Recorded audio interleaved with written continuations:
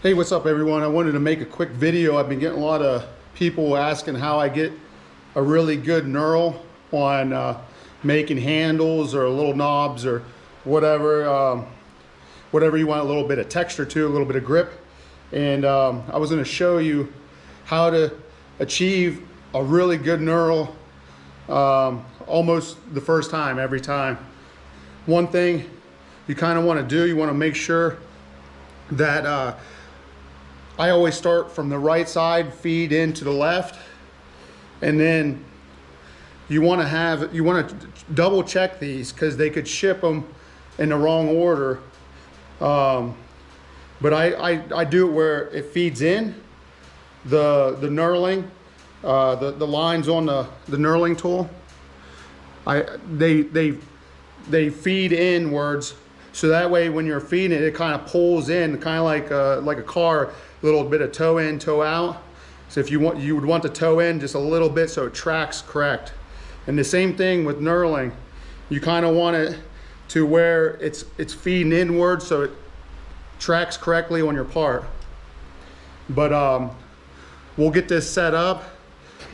And another thing to look out for is whenever if you're achieving a good knurl and maybe the 5th time or whatever, it doesn't look as good as the first few times, you want to check the little screw that goes in the middle, kind of like I guess it would be kind of like a bearing that this rides on, because sometimes they wear out and they'll get oblong shaped, and if that does, it won't bite down in certain areas, and it'll just mess up the whole knurling, and you'll be sitting there wondering why and trying to fix everything else when it was just a simple, just a replacement of a new bolt.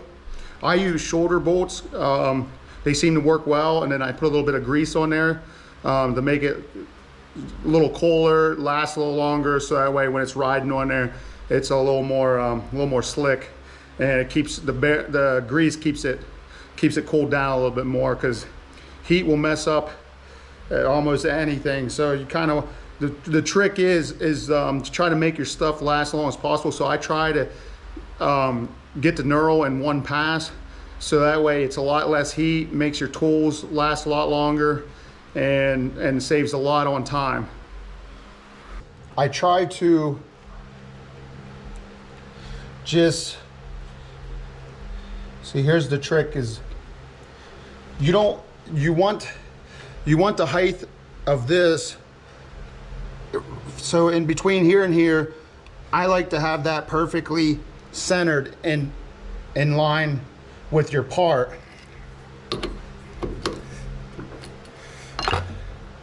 And then, but this here, I make it so here would be like the straight line down the middle here.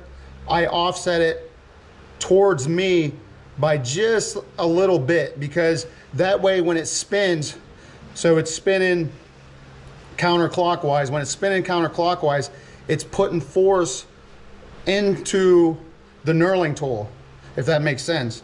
So it's like, that way, if it's on top, it's easy, like if you tighten it down real tight, it's easier to kind of almost kick out of the knurling tool, where if you offset it by just a little bit, it's kind of putting more force into the part, if that makes sense.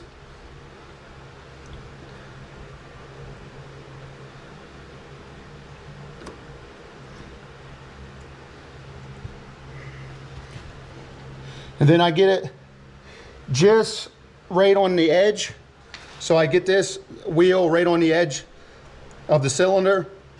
And then when I tighten it, right there is just barely tight. And then I do about a quarter turn. And when I just do a small turn off the get-go, so when it's spinning, it kind of tracks. It kind of creates the knurls in the first part, kind of just let it ride on there. And then I do that and for just a couple revolutions. Then when I do it, like once it's kind of tracking in the same area, I do it just a little bit more. So I do that about 2 or 3 times, kind of get it tracking on the same plane at the beginning, and then at the probably like third or fourth one, you make sure it's then you crank it down real tight, and then slowly feed it to the left of the machine.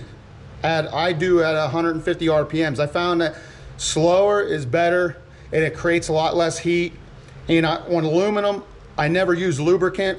Like I never use a cooling spray or anything, because then it just clogs up your knurling tool. So I'll do this first pass to show you, and we'll see if we can create a knurl, a very good knurl on the first pass. Sometimes it takes 2 passes. It just really depends on the speed you use, and how, like, that's why I kind of get it tracking first, and then crank it down real tight after you get it kind of tracking, and then that way you can hopefully get it in one pass, and it'll be a really nice knurl.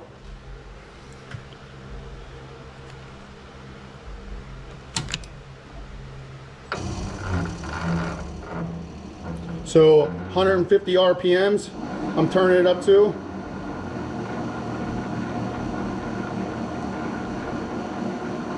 So it's tracking right now. Turn it down, I turn it about like another quarter turn. Keep it tracking. Another quarter turn, it's still tracking. Then I crank it down as hard as I can, almost. And now I feed it in. I do the power feed to the left of the machine. Just make sure you're careful that you don't crash that into your chuck.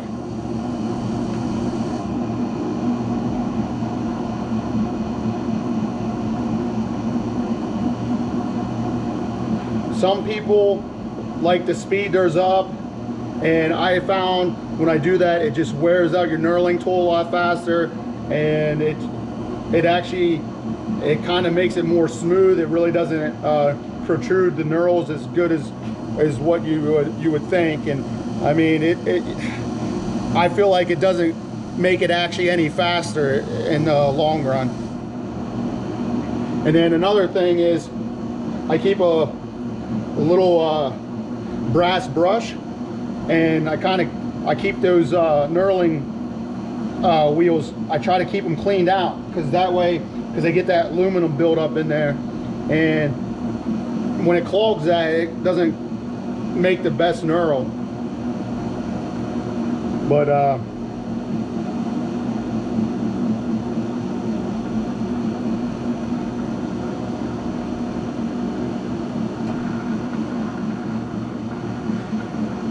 and then I stop the machine, and I always go in one direction.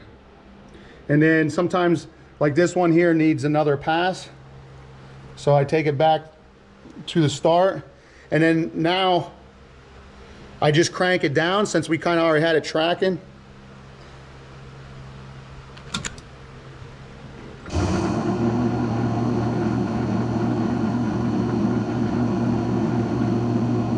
And then the same thing.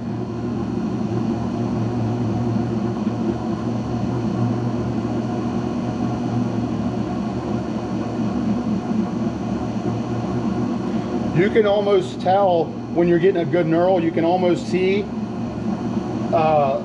it's starting to, you can almost tell, like you can look at it and you can see like it's getting grooves in there, and I can already tell it's getting a really deep, nice knurl right now.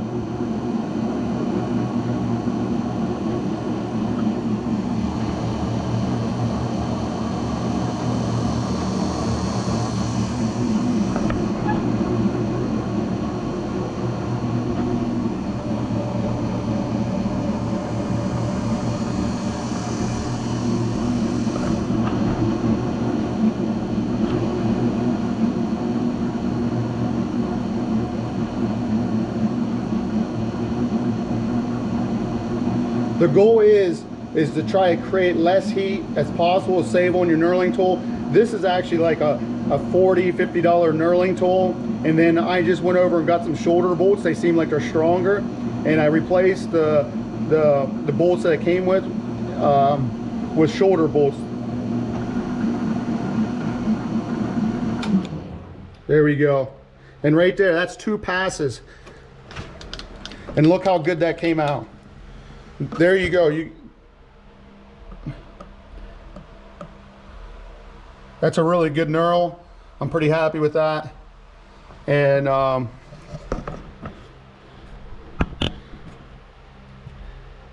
I figure I would make a video on that. Everybody keeps asking about it. I'm no machinist. I'm not an expert in this. I just bought a machine, went for it, had a lot of trial error, and you kind of got to fail if you want to succeed. So that's the goal, man. Just go for it. Keep trying, and just take your time, because if you take your time, it's damn near impossible to fail and break things. At least if you do mess something up, if you do it in a minuscule small amount, it usually can be fixed. So just go for it. Thanks for watching.